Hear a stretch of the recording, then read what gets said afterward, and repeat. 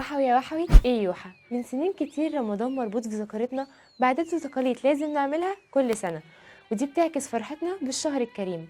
ومن أبرز العادات دي زينة رمضان والفوانيس اللي بقت جزء أساسي في رمضان، وبتكون موجودة في معظم الشوارع والبيوت. نعلق فرع كده بعرض الشقه كده يعمل منظر. عندنا أكتر من رأي عن إمتى ابتدت زينة رمضان وإمتى ظهرت. الرأي الأول بيقول إن بداية الزينة ده بيرجع للخليفة عمر بن الخطاب، اللي كان وقتها بيعلق الفوانيس في المساجد، بس ما كانش الغرض منها الزينة، كان الغرض منها في الوقت ده هو إنارة المساجد لصلاة التراويح وممارسة الشعائر الدينية. أما الرأي التاني بيقول إن أصل الزينة بيرجع للدولة الطولونية، وهم السبب في فكرة زينة رمضان، لكن هم كانوا بيزينوا الشوارع بالأناديل.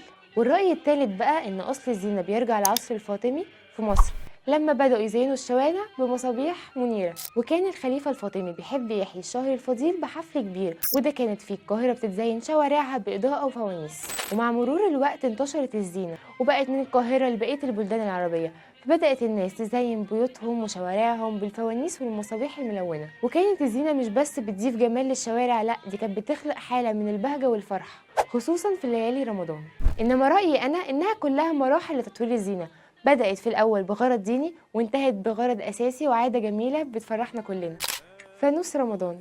ما ينفعش اتكلم عن الزينة من غير ما اجيب سيرة فانوس رمضان. هو رمز بقى معروف في جميع أنحاء العالم، وتاريخه مش أقل من تاريخ الزينة. أصل الفانوس بيرجع للعصر الفاطمي زي الزينة بالظبط، وكان الخليفة الفاطمي بيخرج في بداية رمضان مع موكبه الكبير.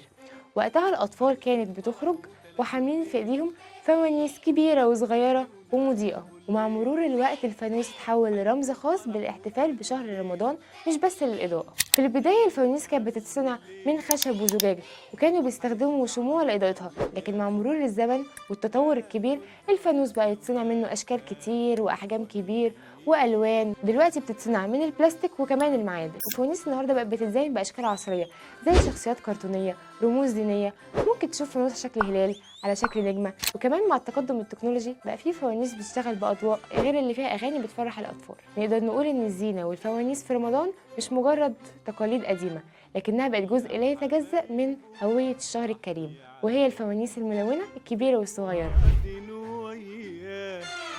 هيفطرهم ويسحرهم والخير جايبه معاه.